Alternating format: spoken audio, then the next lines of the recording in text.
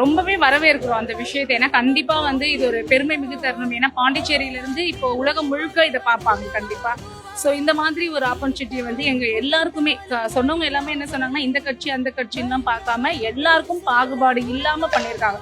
அதுதான் மிகப்பெரிய விஷயம். அதே மாதிரி எங்க தொகுதி முத்தியால்பேட் தொகுதியில ராமு சேரும் வசந்த் சாரும் தான் எங்களுக்கு வந்து இந்த ஆப்பர்ச்சுனிட்டியை வந்து ஏற்படுத்தி கொடுத்தாங்க.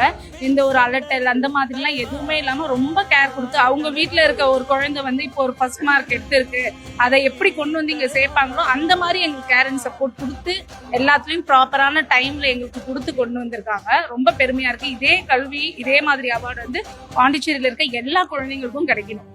இது ஒரு மோட்டிவேஷனலா இருக்கணும். லோ லெவல்ல இருக்க குழந்தைங்க கூட டாப்பரா வரணும்.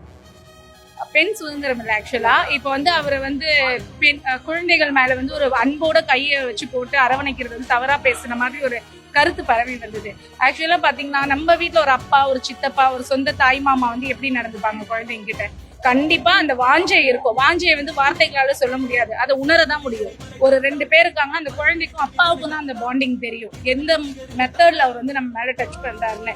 ஸோ இதை பார்க்கும்போது எங்களுக்கு ஒரு அம்மாவா சுத்தமா தெரியவே இல்லை இது ஒரு தப்புன்னு சொல்லிட்டு. அது எப்படி வந்து ஏதோ ஒரு பாயிண்ட் கிடைக்கணும் பேசணும்னு பேசுறாங்க, அதை நாங்க கண்டுக்கிறதே இல்லை.